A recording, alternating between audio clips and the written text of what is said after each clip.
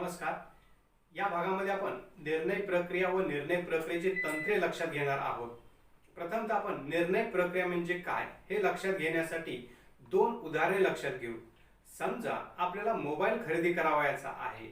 मोबाईलच्या दुकानामध्ये आपण जर गेला तर वेगवेगळ्या कंपन्या त्या ठिकाणी उपलब्ध असतात. अशा वेळी विविध कंपन्यातून एका कंपनीची आपल्याला निवड करावी लागते. म्हणजेच त्या ठिकाणी निर्णय प्रक्रियेचा अवलंब आपण करतो. तसेच समजा नोकरीसाठी आपण दोन ठिकाणी ऍप्लिकेशन केलेलं आहे व मुलाखत दिलेली असेल. दोन्ही ठिकाणी तुम्हाला नोकरीसाठी जर कॉल आला असेल किंवा जॉईनिंग संदर्भात त्यांनी विचारणा केली असेल तर दोन पैकी एका कंपनीचीच आपल्याला निवड करावी लागते. म्हणजे दोन्ही पैकी कोणती कंपनी चांगली आहे हे लक्षात घेऊन आपण त्या ठिकाणी निर्णय प्रक्रिया अवलंबतो. तशाच प्रकारची परिस्थिती व्यवसायामध्ये प्रत्येक कार्यासंदर्भात असते. व्यवसायामध्ये वेगवेगळ्या प्रकारची कार्ये केली जातात. अगदी उदाहरण घ्यायचं असेल तर कच्चा माल खरेदी केली जाते. मग कच्चा माल खरेदी कोठून करावयाची, किती किमतीला कच्चा माल खरेदी करावयाचा, उत्पादन नेमके कसे करावयाचे, उत्पादनाचे वजन नेमके कसे असेल, उत्पादनाची किंमत नेमकी काय असेल, वस्तूचे वितरण जे आहे ते वेगळ्या भागात कशा पद्धतीनं करावयाचे, कर्मचाऱ्यांची भरती कशी करावयाची, निवड प्रक्रिया कशी करावयाची, वस्तूचे पॅकिंग कसे करावयाचे, जाहिरात द्यावयाची असेल तर ती कोणत्या माध्यमातून द्यायची, किती प्रमाणात द्यावयाची, अगदी भांडवल उभे करावयाचे असेल तर भांडवल कसे उभे करावयाचे, त्याचे मार्ग कोणते आहेत, सभा संदर्भात असेल सभा कधी घ्यावयाची, नवीन बाजारपेठेत प्रवेश करायचा असेल तर त्या संदर्भात वेगवेगळ्या प्रकारच्या निर्णय प्रक्रिया व्यवसायाला दररोज किंवा काही ठराविक अंतराने हे घ्यावे लागतात.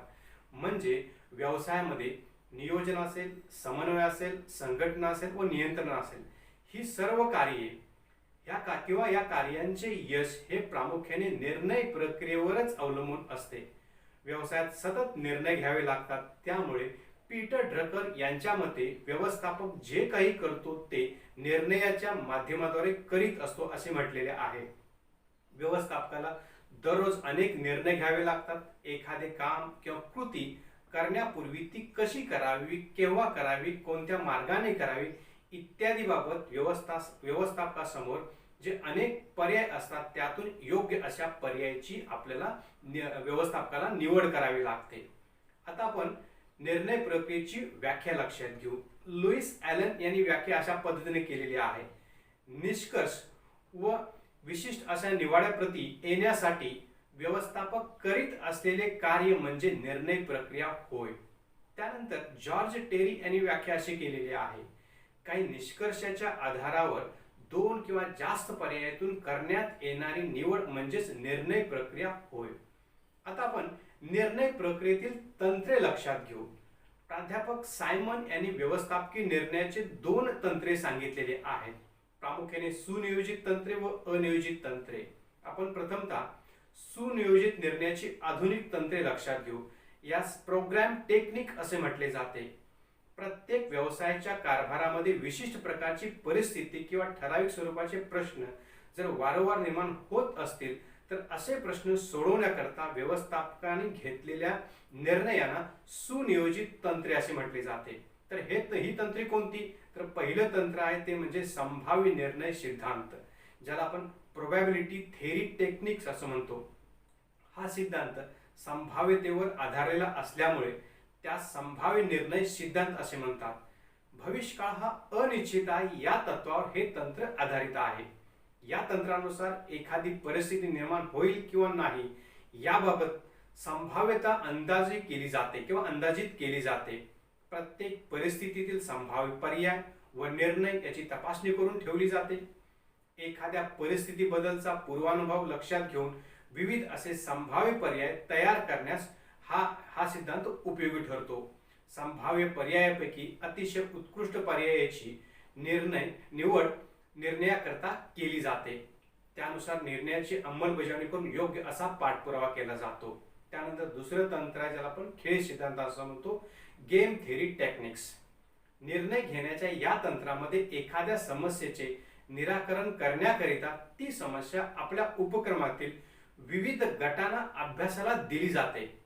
समस्या किंवा प्रश्न हा उत्पादन, विपणन, वित्त किंवा मनुष्यबळ यापैकी कोणत्याही क्षेत्राशी संबंधित असू शकतो. प्रत्येक गटाला समस्येचे स्वरूप समजावून त्याबद्दल विविध पर्याय, तंत्र किंवा कार्यक्रम विकसित करण्यास सांगितले जाते. जो गट चांगला निर्णय समस्या निराकरणासाठी तयार करेल त्या गटाचा विजय मानला जातो. असे प्रोत्साहन या तंत्रामध्ये देण्याचा प्रयत्न केला जातो. त्यामुळे प्रत्येक गट जास्तीत जास्त कार्यक्षमता वापरून प्रश्नाचे निराकरण जे पर्याय असतात ते सुचवतात. त्यानंतर तिसरं जे तंत्र आहे ते म्हणजे रेषाकृती किंवा रेषामय कार्यक्रम, ज्याला आपण लिनियर टेक्निक्स असे म्हणतो. उपक्रमातील उपलब्ध साधन सामग्री ही मर्यादित स्वरूपाची असते. या मर्यादित साधनामधून तिला तिची उद्दिष्टे गाठावयाची असतात. त्यामुळे उपलब्ध मर्यादित साधनांचा सर्वोत्तम संयोग घडवून आणण्याकरिता पूर्वनिर्धारित उद्दिष्टे अल्प खर्चात गाठणे यास आपण रेषाकृती किंवा रेषामय कार्यक्रम असे म्हणतो. लिनियर कार्यक्रमामुळे एखाद्या प्रश्नाबाबत निर्णय घेताना मर्यादित साधन सामग्रीचा वापर कसा करावा याबाबत योग्य अशी मदत केली जाते. उपलब्ध साधन सामग्रीचा वापर उपक्रमांच्या उद्दिष्टांची पूर्तता करण्यासाठी झाला पाहिजे, हा या कार्यक्रमाचा हेतू असतो. त्यानंतर चौथं तंत्र आहे ते म्हणजे सादृश्य परिस्थितीची निर्मिती, ज्याला आपण सिम्युलेशन टेक्निक असं म्हणतो. व्यवसायात विविध प्रकारच्या कठीण परिस्थितीत विविध प्रश्नांना सामोरे जावे लागते. अशा कठीण परिस्थितीत जर परिपक्व व्यवस्थापनाकडून योग्य निर्णय घेतले तर त्यामुळे व्यवसायाची यशस्वीता ही खात्रीची असू शकते. त्यामुळेच व्यवस्थापकांना प्रशिक्षणासाठी सादृश्य परिस्थितीची निर्मिती करून त्यांना निर्णय घेण्यास सांगितले जाते. म्हणजे भविष्यकाळात जर असे प्रश्न उद्भवले तर व्यवस्थापक त्या प्रश्नांना प्रभावीपणे तोंड देऊ शकतात. त्यानंतर पाचवं तंत्र आहे ते म्हणजे पर्यायी निर्णयाची तपासणी किंवा निर्णय वृक्ष विश्लेषण, ज्यास आपण डिसिजन ट्री टेक्निक असं म्हणतो. निर्णय वृक्ष विश्लेषण एखाद्या वृक्षाच्या विस्ताराप्रमाणे आहे. ज्याप्रमाणे एखाद्या वृक्षाच्या फांद्याचा विस्तार होतो त्याचप्रमाणे निर्णय प्रक्रियेत विविध पर्याय किंवा अवस्था असतात. त्यातून योग्य मार्ग किंवा कृतीची निवड होते. हे एक आधुनिक निर्णय तंत्र असून एखाद्या अपेक्षित उद्दिष्टाकरिता विविध पर्यायी व्यवस्था तपासून पाहिल्या जातात. त्यांच्या अनुकूल व प्रतिकूल परिणामांचे अवलोकन आकृतींच्या सहाय्याने केले जाते. सर्वात जास्त अनुकूल परिणाम असलेला पर्याय स्वीकारला जाऊ शकतो. त्यानंतर सहावं तंत्र आहे ते म्हणजे प्रतीक्षा निवारण सिद्धांत.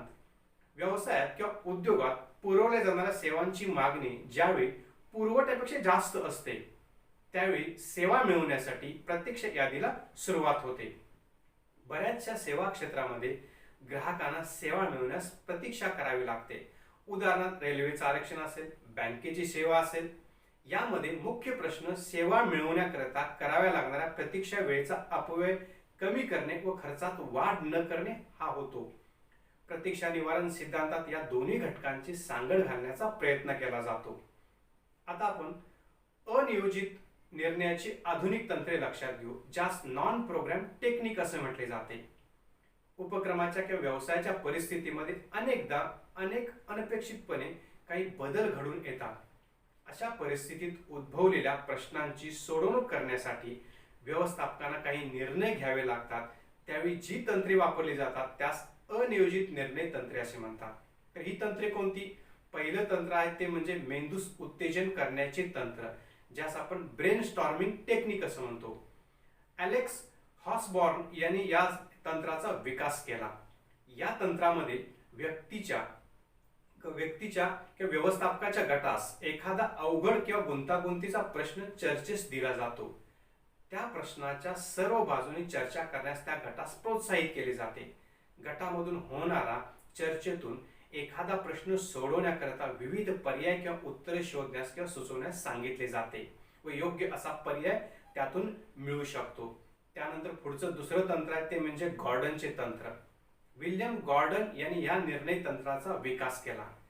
हे तंत्र मेंदूस उत्तेजित करावयाच्या तंत्रावर आधारित आहे, परंतु या तंत्रात व्यक्तीच्या किंवा व्यवस्थापकांच्या गटास प्रश्नाच्या निश्चित स्वरूपाविषयी अंधारातच ठेवले जाते. म्हणजे प्रश्नाची संपूर्ण माहिती किंवा स्वरूप यांना सांगितले जात नाही. गटाच्या सभासदाने प्रश्नांची फक्त रूपरेषा देऊन त्यांना चर्चा करण्यास अधिक प्रवृत्त केले जाते. स्थापन केलेल्या गटाचा नेता सर्व सभासदांना जास्तीत जास्त पर्यायी उत्तरे तयार करण्यासाठी प्रवृत्त करतो. प्रत्येक सभासदाने प्रश्नाचे उत्तर तयार करण्यास प्रवृत्त केले जाते. प्रत्येक सभासदाच्या अनुषंगाने उत्तर किंवा पर्याय सुचवणे हे ह्या तंत्रामध्ये अपेक्षित आहे. त्यानंतर तिसरं तंत्र आहे, त्याला आपण डेल्फीचे तंत्र असं म्हणतो. डेल्फीच्या तंत्रात सुद्धा एखाद्या अधिकाऱ्याचा गट स्थापन केला जातो व निर्माण झालेल्या प्रश्नाच्या अनुषंगाने विविध पर्याय विकसित करण्यासाठी सांगितले जाते. परंतु गटातील अधिकाऱ्यांची समोरासमोर चर्चा टाळली जाते. मुख्यत्वे करून गटामध्ये सहभागी केलेले अधिकारी हे भिन्न ठिकाणचे असतात, परंतु एकमेकांच्या पर्यायी उत्तरावर त्यांना पाठपुरावा हा सहज करता येतो. त्यामुळे या तंत्राच्या माध्यमाने विविध ठिकाणी असलेले अधिकारी निर्णय प्रक्रियेत सहभागी होतात व उत्कृष्ट असा अंतिम पर्याय संपूर्ण विचारांती तयार होतो. त्यानंतर पुढचं तंत्र आहे, ज्याला आपण गुणधर्म यादी तंत्र असं म्हणतो. गुणधर्म यादी तंत्र रॉबर्ट क्रॉफर्ड या विचारवंताने विकसित केली. या तंत्रानुसार निर्माण झालेल्या प्रश्नाचे विविध गुणधर्म किंवा वैशिष्ट्य तपासून पाहून त्याची यादी तयार केली जाते. उपलब्ध पर्यायी गुणधर्म किंवा त्यांचे गट भिन्न मार्गाने प्रश्नाच्या सोडवणुकीकरता तपासून पाहिले जातात. जोपर्यंत अंतिम उत्तर शोधले जात नाही तोपर्यंत कोणतीही पर्यायी कल्पना किंवा उत्तर नाकारले जात नाही. यावरून सारांशाने आपल्याला असे म्हणता येईल की योग्य अशा तंत्राचा वापर जो व्यवस्थापक करतो तो यशस्वी होतो. जो व्यवस्थापक योग्य वेळी निर्णय घेऊ शकत नाही किंवा निर्णय घेण्याचे टाळतो तो व्यवसायात यशस्वी होऊ शकत नाही. धन्यवाद.